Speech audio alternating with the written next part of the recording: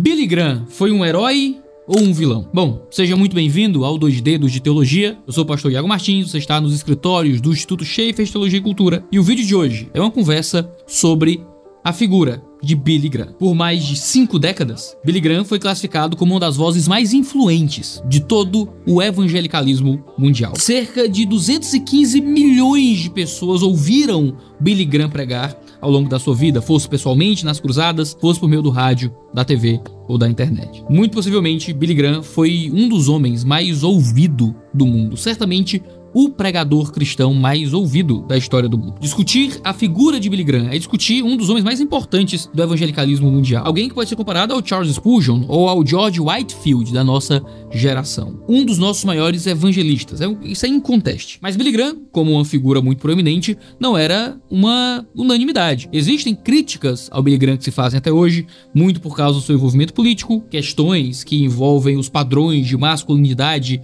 na história americana. E bom, como é que nós podemos conhecer mais sobre uma figura tão importante para a história? Bom, talvez a gente possa entrevistar um acadêmico, talvez o maior acadêmico do mundo em Billy Graham. O vídeo de hoje é uma conversa com Grant Wacker, considerado por alguns como não um dos, mas o maior acadêmico em Billy Graham hoje. Autor do livro Uma Alma por Vez, a história de Billy Graham, que por uma feliz coincidência é o livro que nós estamos lançando neste momento na Schaeffer Editorial, mais de 400 páginas sobre Billy Graham. É uma honra fazer parte do trabalho editorial para que esse livro esteja em português. É um livro excelente, a melhor biografia de Billy Graham que nós temos nos Estados Unidos, e a gente foi atrás e conseguiu ter esse livro maravilhoso no nosso idioma. O Grant é ex-presidente da Sociedade Americana de História da Igreja, autor de outros livros sobre Billy Graham, e vai conversar com a gente agora aqui no 2 Dedos de Teologia. Assiste até o final, que alguns trechos dessa entrevista são emblemáticos e absolutamente instrutivos.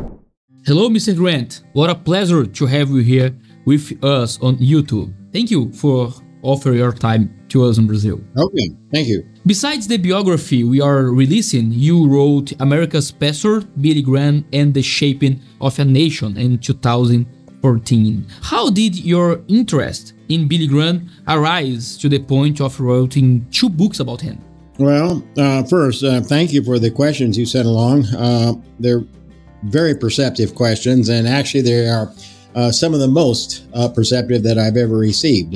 You made me think hard. Okay. The difference between the 2 books is significant. The first was written for an academic audience. It was written for university press. It's long and detailed. It served my purpose then, but what I attempted to do in the first book was relate Graham to American culture. And the question there is not a parochial one, although there's some interest in just illuminating America, and I'm an American and Graham was, but it's also to show how the wider culture helped shape him and give him the questions that he addressed. So that's what guided me in that book. It's a series of interlocking essays focused on Graham and the United States and that connection. The second book is quite different. It was prompted by my editor at Erdman's, very fine editor, David Bratt, and he said, what we need is a narrative study. Does not consist of connected chapters, but simply a narrative study of the man's life, written for a popular audience and for a church audience, as well as seminary students. And the guiding question throughout the second book is not how America created him, but rather how did he see himself? And if we asked him, how would you narrate your own life? What would he say? What would he think was important? And so that's what I tried to do. I tried to follow the narrative line that I think he himself would have created. Now, there's some things that I added that he might not want added, or it may not just occur to him that were important. And there are some areas where I gave it my own take. I tried to be honest about that. But on the whole, the second book is a book about how he would have seen himself. The first time I was focused on the U.S., and the second one I kept my eye on the world and had 2 chapters specifically about the internationalgram. And as he grew older, he became more interested in the international ministry. And by most of his crusades after the 1980s, the majority of his crusade after 1980 were international, outside the United States and Canada. And I think that says a lot about the man. He wasn't satisfied with just a domestic audience. He really felt compelled to take his message to as many people as possible around the world. And I tried to say something about that. What were the main challenges involved in writing the biography of someone already so well known, with so many events in their life exposed, like Billy Graham? Well, there are a lot of challenges. It took a long time. I spent years researching the first book and a couple more on the second, and it turned out to be a lot more difficult than I expected. I thought this would be, maybe an extended essay that I could knock out over a summer. Well, it turned into 2 summers, and then 3 and 4, and then after a while, even my grandchildren started saying, "Grandpa, when are you going to finish this book?" But part of the challenge is just the immensity of the amount of material. I had no idea how much press coverage he had received. And I think, though I didn't count them, I think it's fair to say that there were thousands of articles in newspapers, and that's not even touching the international articles and articles in German and French, Russian, and those are languages I did, in Spanish, of course, Portuguese. I did not attempt it. I don't control those languages well enough to do that. So just focusing on English language sources, there were thousands of articles. And then beyond that, he was a verbal man. He spoke constantly, I think too often. He would have been well served if he had, if he'd spent more time thinking about what he was going to say. He just spoke freely. And later on, he often noticed that. He said, "I spoke too much. I talked too much. I especially talked too much to the press." And so that was a challenge, just the immensity of the amount of material. And so that was the challenge, is to deal with materials that were off limits, and to just do workarounds and to tell the story anyway. But I also have to say, I have to stress, the archivists of the Graham organization are absolutely, they're experts, they're geniuses at what they do, and I'm very grateful. Those were the main challenges. And we did go, as my wife and I went with me, and we visited him 4 times toward the end of his life, in his late 80s, early 90s. And I did not try to make those interviews in any academic sense. I simply wanted to talk with him. And my wife talked with him too. She's not an academic, she's a school teacher, and so we just had a very normal conversation. Yeah, you have this great opportunity to talk with this great man. You had this time with him in his house at the mountains, right? And I have to say that I owe the opportunity to the people who were closest to him, his assistants. They trusted what I was doing, and they made it possible for my wife and me to be with him. We went up to his house, and he lives on top of a mountain, and so we made the journey up to the top of the house. And I would say it was a mountaintop experience, and in both respects. We found that first we found the charisma. I mean, all right. Would I feel that he was so charismatic if I didn't know he was Billy Graham? Well, I don't know. I don't know how I feel. I did know he was Billy Graham, and it was overwhelming. At the same time, he could not have been more gracious. He was low-key. He offered us iced tea. He wanted to talk about family stuff. He wanted to talk about dogs and sports. He was not very interested in talking about things I wanted to put in my book. He was much more interested in ordinary things. But I would say 2 things came through Iago. One is, first, his humility. A truly humble man. He knew who he was. It wasn't a false humility. He knew he was Billy Graham. He knew he had met people all over the world. And though he didn't say it, I think he had a sense that he was one of the most influential preachers probably in the world. I think he clearly had a sense of that. At the same time, there was this great sense that it was entirely a gift that God had given to him, and he had not earned it. And he said to me several times, he said, "I'm just a farm kid. Why did this happen?"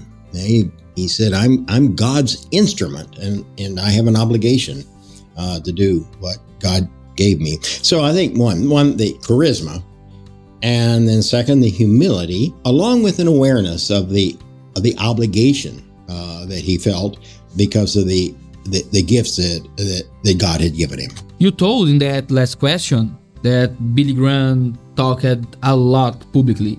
You said in your book that this book is intentionally focused on Billy Graham's public life. Yeah. Why is that? Do you plan on writing something focused on his private life, or do you think something similar can be done or useful to the church? Yeah, that's a great question. And when I said he talked too much is he quoted himself. This is what teachers get to my age, and we find ourselves quoting ourselves from years back. We try not to let students know that's happening. And even Graham said that sometimes. He said, well, I think I've said this before, or maybe quoting myself. Well, he was. There's no question. But that's okay, because he very often, he nailed it. And if he nailed it, then to say it again was fine. But there's a difference between interesting and important. And the private man, the individual man, was interesting.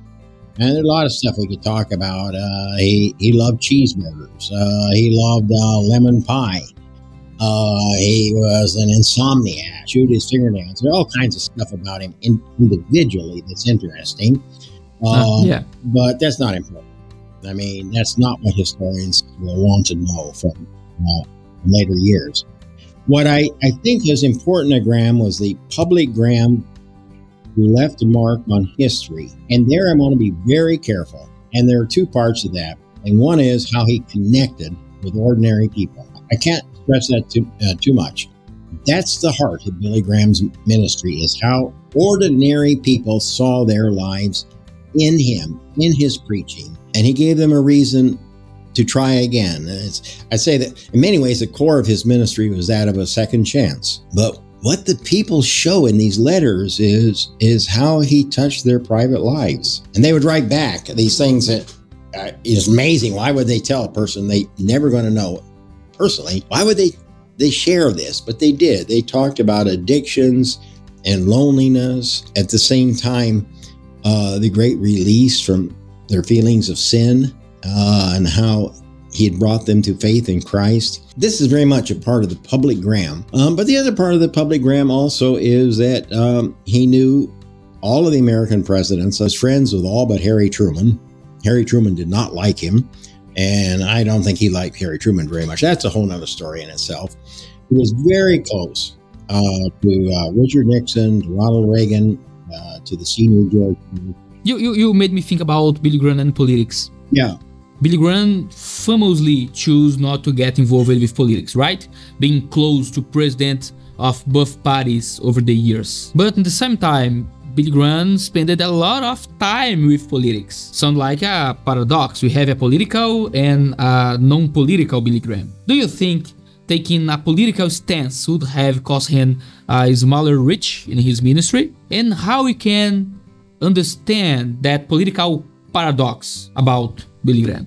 How the paradox of both the apolitical Graham and the political Graham can be worked out. It's a question that drives to the heart of Graham's legacy. For the first half of his career, he kept saying that he was apolitical, but he wasn't. There's no question that he was close to those presidents. He had strong political views about communism, the Vietnam War, about civil rights, about many of the issues that were in the newspapers. He had ideas, and he claimed that he was just preaching the gospel, that he really didn't, get into politics, and it just wasn't true. I mean, he did. To some extent, he was fooling himself. Occasionally, he would say, yeah, I fell off the wagon in that respect. And so I think he thought he was being non-political, but in fact, he really was. And he was political in another way, in that he was close to presidents, all of them. By one calculation, he stayed overnight in the White House more often than any other person.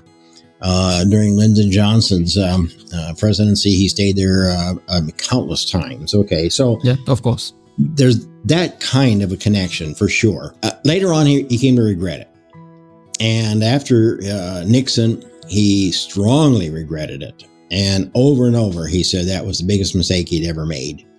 And he urged younger evangelists to stay out of the grip of partisan politics. Later on, the moral majority tried to bring him in. And people like Jerry Falwell kept saying, you know, come endorse me, come up on the platform with me. And Billy wouldn't do that. He said that the gospel transcended politics and it should not be given over. Now, even then, I mean, occasionally he fell off the wagon. And once in a while, he just, you know, it's like a moth drawn to the flame. He just couldn't stay out of it, some or another issue. But I think on the whole, he did a very good job. This is unlike his son. Franklin is unapologetically partisan. Billy was asked about that toward the end of his life. And Billy said, well, I love my son. But he said, on this matter, we simply disagree. Mm-hmm. You say in the book that Billy Graham was the most influential Protestant evangelical of the 20th century. We know that extraordinary preachers rarely emerge, with only 3 or 4 more comparable to Billy Graham in church history. Before Billy Graham, we had maybe Charles Spurgeon or George Whitefield, both English, which are coincidence. Do you think it's possible for someone close to Billy Graham to emerge in the 21st century, considering the directions of the evangelicalism in the country right now? No. All of your guests would just say it. Yes or no? Okay, I say no. And there are a couple reasons for that. And the first one is, I think Billy Graham was unique. He almost certainly will not be replicated. You can't ever predict the future with total certainty. I think it's highly unlikely. And there are 2 reasons. And one is just his personal gifts. They were remarkable. Yeah. Just at the level of his personal charisma, his looks. Yeah. I mean, as one of his handlers, associates once said, well, God's not that impressed with looks, but it does reduce resistance. Okay, so he was handsome, he was tall, he fit all the stereotypes of sort of the ideal male, as well as being white. I mean, he fit into American prejudices as well, what the ideal male looked like. And so that was part of it. His voice, his ability to speak almost flawlessly, and he almost never made a mistake in verbalization. He just had a lot of personal gifts that are very unusual. But beyond that, and more important, is that he connected with the age.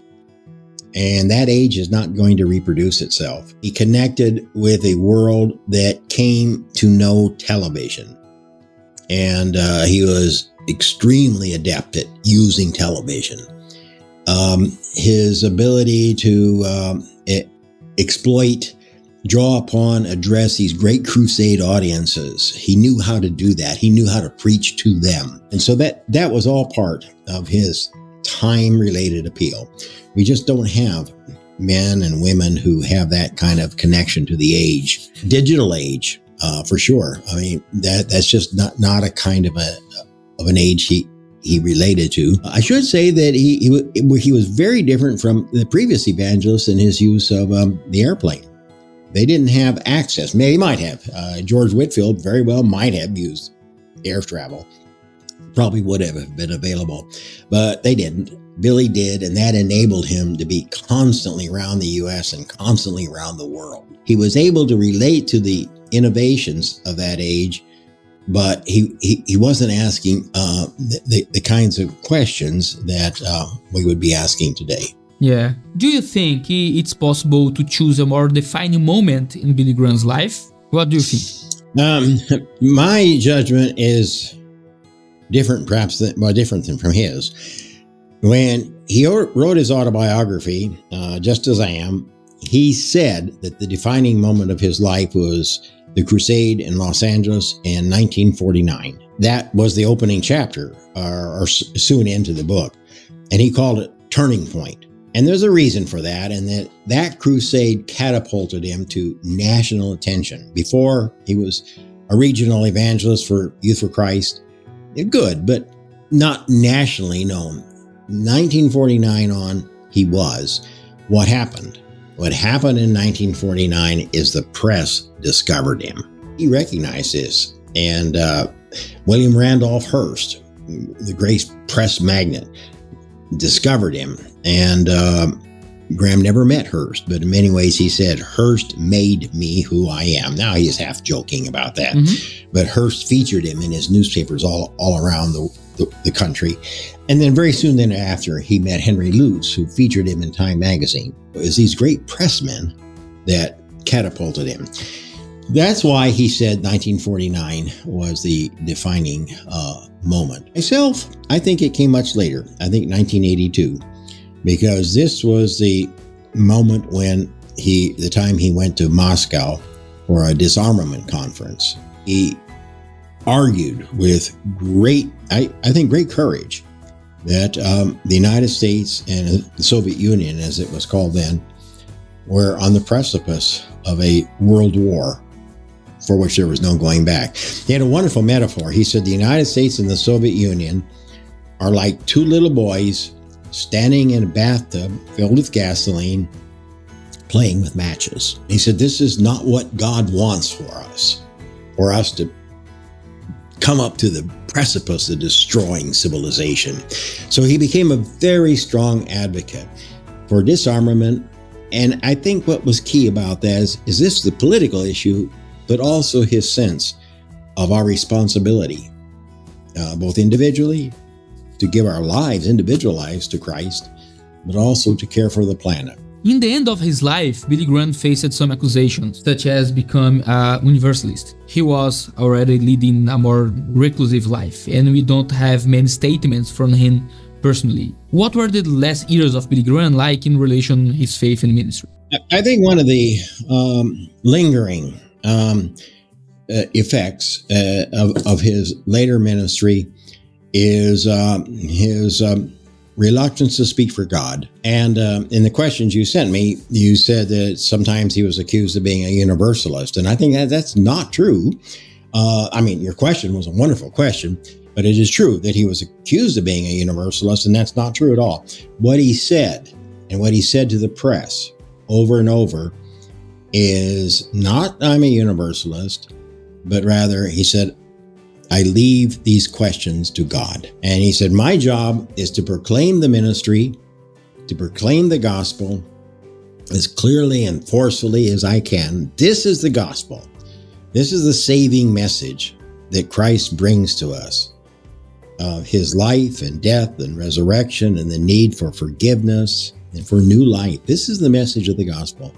Now, what people do with that is important to Graham. I want them to embrace it, but what comes beyond that, he said, that's just not my place to judge. It's too big a question, he said, and he kind of joked about that. He said, I think God is entirely capable of making those kinds of decisions. And I have to say, I appreciated that. That's one of the things that I loved about Graham, was the kind of humility that he exported into his theology. This is the best I know, and beyond this, I leave it in divine hands. How do you measure Billy Graham's legacy? Do you think is it possible to identify the fruits of his ministry still today? I think the legacy will endure. And the press, I mean, like you, I'm very grateful that you've taken time to talk with me. And I still get a lot of questions from the press about Graham. Far more questions than about anything else I worked on. The press does not seem to be very interested in Franklin Graham. Franklin Graham's very visible. Samaritan's Purse does a tremendous work. Press doesn't call me about that. I think they somehow sense that Billy will be with us for a very long time. The legacy is, number one, his personal integrity. There's no hint of ever violating his marriage vows. He was a man of impeccable personal marital fidelity. His financial affairs, again, impeccably maintained, publicly audited. He lived comfortably, but never lavishly. So in terms of marriage, personal life, finances, that legacy lives. And so we hold that up to others. How do they live? It matters how people live personally. And so there's a lot of talk today, well, you know, what's the relation between the private life and the public life? For Graham, it was very important that you maintain your relationship with God in that respect. He was also a man of piety.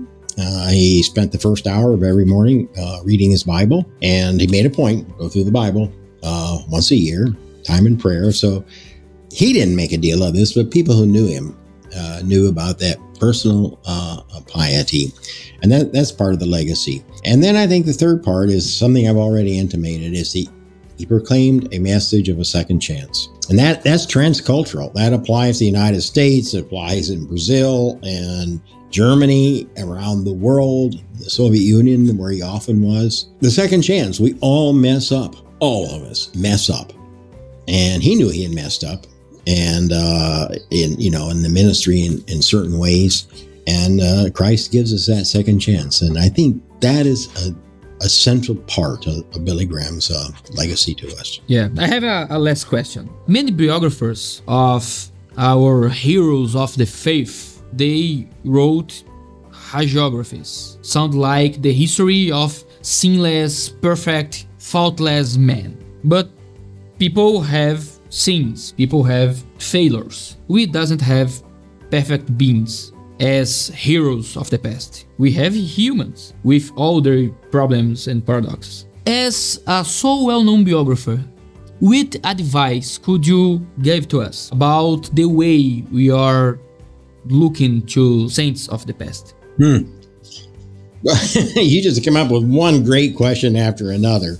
I wish I'd had these all. Well, actually, I'm not sure. I wish I'd had these all along because they're really very challenging. My books I've received criticism from the academic world saying that one said Wacker doesn't know the difference between history and hagiography, and that's coming from the left. I've had a fair amount of criticism from the church world saying, well, he's too critical. I have to tell you that one of Graham's closest associates did say, he said, well, if you're getting criticism on the left and the right, you probably got it just right. So I don't know, history will have to judge whether I got it just right. But what I tried to do is paint a portrait of a great man who had human flaws. Any great man or woman also has flaws, and you have to tell the whole truth. And it's precisely because we are all human and we all have flaws that it's all the more important to tell the full story, how God uses all of us.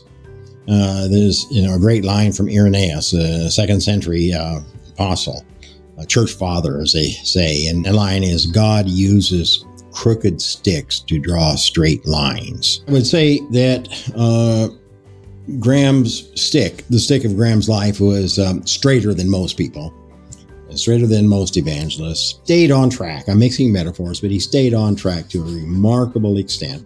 Occasionally off in public matters, but mostly on. And it's a tremendous legacy and challenge. Another biographer, his name is David Aikman, had a line about Mr. Graham that I've appreciated and I've used. Billy's greatness did not lie in his failures, which there weren't many of, but rather in how he handled his successes. The successes did not go to his head. He always asked about these successes. What can we learn, and how can we use these accomplishments to further the ministry of God's kingdom on earth? Grant, what a pleasure. Thank you very much for this time with us. I hope your book will be a great blessing to our brothers here in Brazil. I hope so, yeah. Se você gostou dessa entrevista, eu convido você não só a se inscrever no nosso canal e ficar sempre ciente das novas entrevistas, dos materiais que a gente tem produzido aqui, mas também a conhecer o trabalho do Grant Wacker e conhecer mais sobre a obra extraordinária de Deus por meio do Billy Graham. Você vai ter um link aqui na descrição para comprar com desconto no site da nossa editora. Na nossa editora a gente tem vários outros materiais, não só de autores brasileiros, mas também de autores internacionais, obras de referência nos Estados Unidos pela Schaefer Editorial e os nossos selos editoriais. E certamente vai ter um link na Amazon. Se você assina o Prime, você vai conseguir comprar esse livro, certamente com frete grátis. Então corre aqui embaixo, os links vão estar aqui na descrição. Uma alma por vez, a história de Billy Graham, que ele possa inspirar cada um de nós a uma vida evangelística e mais fiel e mais próxima de Deus. Que Deus abençoe todos vocês, um cheiro no cangote e até a próxima. Rarely, como é que eu falo isso? Rarely. We know that extraordinary preachers rarely emerge.